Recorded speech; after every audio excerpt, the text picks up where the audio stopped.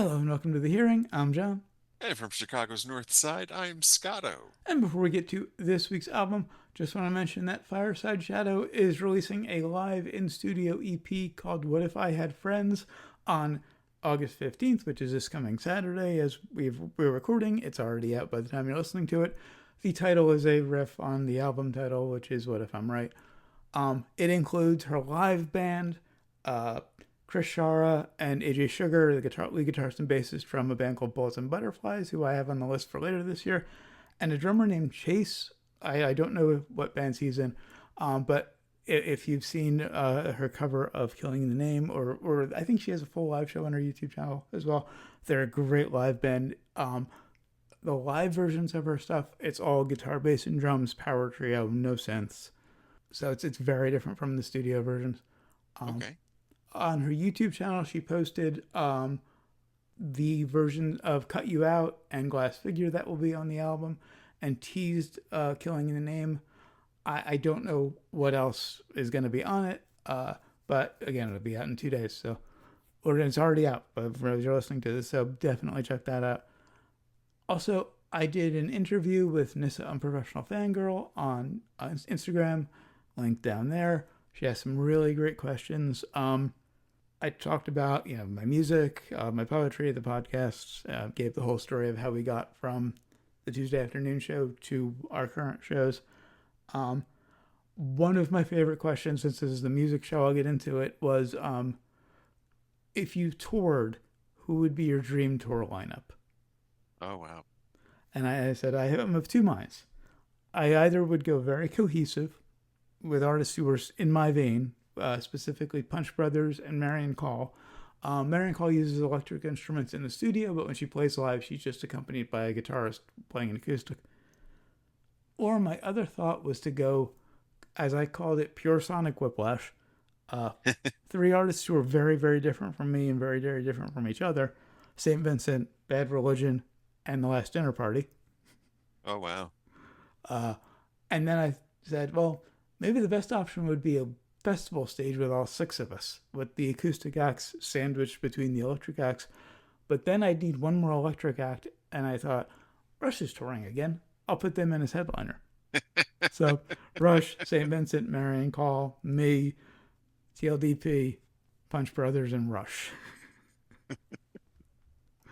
Sonic Whiplash. Palooza. And on to this week's album, which is from 1980, Klark Kent by Klark Kent, aka Stewart Copeland. Klark Kent is a side project by Stewart Copeland while he was in the police. He intended the first single, Don't Care, to be a police song, but Sting didn't really connect with the lyrics, so Copeland decided to record it himself under the pseudonym Klark Kent, singing and playing all of the instruments himself. It reached number 48 on the UK singles chart. That led to a very interesting Top of the Pops performance. Check that out on YouTube if you haven't seen it. I saw some of it.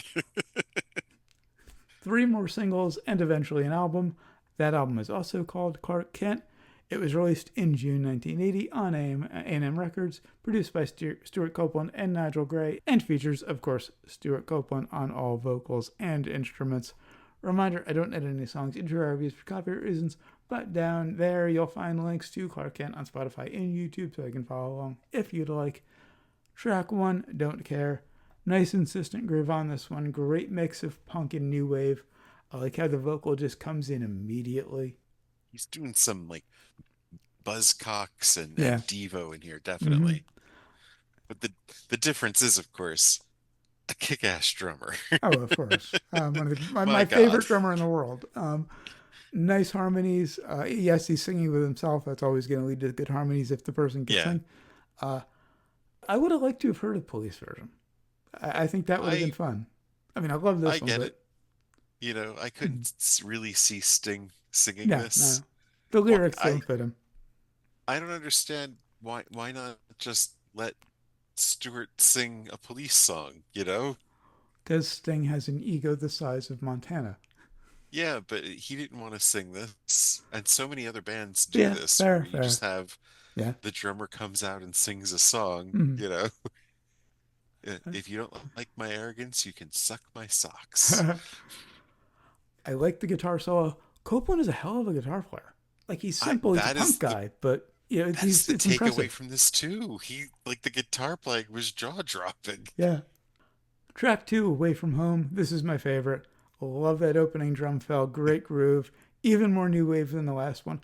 Love the way the guitars weave together. Like, they're simple parts, but they're played beautifully, and he really knows how to orchestrate them. I mean, he's really going for some talking heads here, of Yeah, yeah. course. I mean, right about being about a building and Uh huh, everything, and yeah. you could hear David Byrne doing the "oh boy." Uh huh. Got a nice, somewhat busy bass part. I like the slowdown for the solo, and the two very differently guitar parts. You got a nice thin one on the left, and then there's a louder one comes in on the other side. More metal, more rock like. The weird thing about this album, though, it is it's kind of coming off as a concept album, you know? Uh, Interesting. I uh, didn't put that together. like this one is, I mean, of course, the first ones don't care as the, Mm, typical, yeah, punk punk anthem. adolescent. But this one, it's about adolescence and Uh like huh. that odd phase of life where you're between adolescence and adulthood and Right. just figuring out how shit works. How long do you hold on to your toys? What do you do Mm, about this thing called rent? right. And I feel like the theme is taken throughout this too about, being, going from adolescence into Huh. adulthood. Okay. Track 3, Rich in a Ditch. Great groove. More great weaved guitars. This is my pick for strongest. I mean, the drumming on this, holy shit. Yeah. Oh yeah. I haven't said much about drums. I got a note here and there, but I mean, it's Stewart fucking Copeland. Of course, the drums are gonna be great. It's probably his best drumming on it, which is Mm, saying a lot. And the lyrics repetitive, but that's yeah. the attitude. Uh-huh. And of course, again, it's I've got to work for a living now, Right. kind of thing. But I don't want to dig ditches. Mm-hmm. Can I just be rich? The bass part's really impressive. I like the pre-chorus Yes. melody. Really catchy chorus. I love that harmonized vocal solo. Instead of a guitar solo, it's just Copeland harmonizing with himself, oohs, but it's in the place of a guitar solo. Um, and there's some nice busy drums on the chorus out. Yeah. Track 4, Grandiloquent. Really never wanted to hear that word again. Um, Well, it's not that. I mean, that's the word I thought it was too, but then I looked at it again and it's grand delinquent. oh, wow. Because, yeah, because my head went there first too. I was like, fuckers. Oh, no, no, that's not it. Okay, that makes way more sense. That's You're the, clever you're, as fuck. yes, grand delinquent.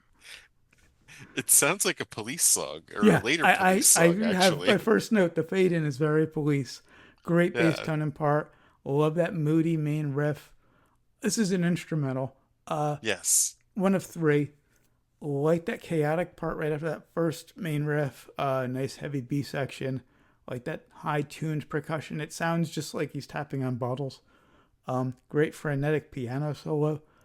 I hear a lot of Zappa. I think that's where the prog is coming from, where I'm hearing like a I prog influence. definitely, I mean, there's a later track that's way more Zappa, but Yeah. yeah, people later were talking about Weird Al, but I Mm-hmm. think Zappa was Yeah. more of the Well, Weird Al what hadn't he even was going happened yet. for.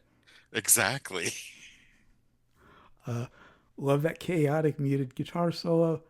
I can't tell if that leads into a guitar solo or a synth solo. The sound is kind of in between. Yeah. But this album lives on the continuum between punk, new wave, and prog, and I didn't even know Yes. that was a continuum. Like you've talked about Right. the link between new wave and prog before, and I definitely see that. I didn't know like punk was on the same line with them though. To work punk into it. Punk is, of course, supposed to be the adversary of Yeah, prog, at least back in this day, right. but people didn't think about combining the two later, but this guy apparently was there first. Until Bad Religion quoted Crimson. Um, Mm, right, right. Track 5, Gorilla. Love the opening riff, great groove. Love the drum fills in the intro. Nice sparse mix of sung and spoken vocals. That bass playing is Yeah. phenomenal, and the vocal's funny, but Mm, of course, the kazoo solo. the kazoo. always love someone adding a kazoo. Yes. Now, was that vocal at the end? Was that German? I'm not sure I what he would think say it might have exactly. been Arabic because Okay. he's originally from Beirut. Oh, He's okay. American. His family's American. His father was, I don't remember exactly where. His father worked for the government in some way, American government. But he was born in Beirut, lived there as a kid, and then they moved to England. So yeah, I think it might have been Arabic. Those influences come through his music a lot. That's why he has such an interesting rhythmic focus because it comes from Arabic music. Yeah. Track 6, My Old School, nice frenetic groove. Like the verse melody, great melodic bass part in the verse. Nice off kilter timing change into the chorus. Love those chord changes in the break. And here's the theme coming back. It's Mm-hmm. the adult now going back to Right, right. adolescence with regrets of youth, and Oh, wow, I, yeah. yeah, just Okay. I was just like, this is really fucking clever. Yeah. Like way more business than it has to be clever, you know? Uh huh. Something he showed up with masks on top of the pops. Yeah. Yeah. Instead, he's got this like whole concept album here in Well, 24 minutes. if you've ever seen any interviews, he's an incredibly smart guy. Yeah. Has an ego to rival Sting, which is why they often got into fistfights backstage. Sting always, made jokes about, belittling the drummer pretty Yeah. much. And he was always, fuck you. So yeah, and musically they're miles apart. And working a Yasser Arafat reference, Yeah, but now yeah, it makes sense if he's from Beirut. yeah. Track 7, Excess. Nice off kilter groove, another one that reminds me a lot of the Police. Granted, in the early days, he wrote a fair number of, in those first album or two, he wrote a fair number of those songs. The Punk Police Yeah. songs. Later on, him and Andy got like one song per album. Yeah. He's kind of sounds like another David Byrne Devo Wall of Yeah, Voodoo yeah. thing going for this. Like the double lead vocal. Love that contrapuntal guitar riff in the chorus. Great guitar solos. Love the fast drums in the outro. Oh yeah, the percussions are amazing here. And that piano groove is really cool too. Yeah. And finally, track 8, Theme for a Kinetic Ritual. Nice heavy opening riff. Love the lead guitar sounds. He goes Zeppelin. Nice melodic lead part. This is where I actually have the note about Zappa.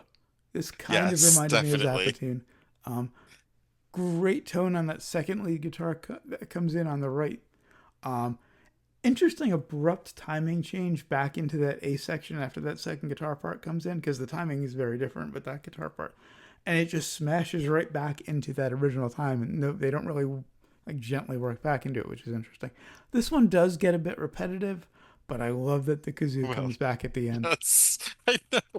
It's it's so I mean, he's got this Led Zeppelin meets Talking Heads thing, and Mm-hmm. it's building into Oh, this Zappa in great there. majestic crescendo. And that crescendo, of course, is played on Yeah. kazoos. I almost fell out of my chair laughing when I figured out that's what he did. But yeah, it's totally Zappa. Mhm. Do you recommend it? Oh, it's an easy Yeah. recommend. Same here. Same here. This is probably gonna be on the year-end Yeah. list. Yeah. And that's it for Klark Kent. Until next time, when we'll be reviewing My Favorite Headache by Geddy Lee. This is a solo album. Oh, Particularly interested in your take on this one because Matt Cameron played drums on it. nice. On all but one track, the band for most of the album is very interesting. It's Geddy on bass, vocals, and keys, of course. Matt Cameron on drums, and Ben Mink on guitar and violin. Ben Mink is most known for working with Katie Lang. Okay. So you have a prog icon, a grunge icon, arguably for drummers. Anyway, had Well, yeah, played with grunge drummers. Soundgarden and Pearl Jam, and a country pop guitarist leads to an interesting mix. And of course, until then, always remember, never forget, wherever you go in life, there There you you are. are.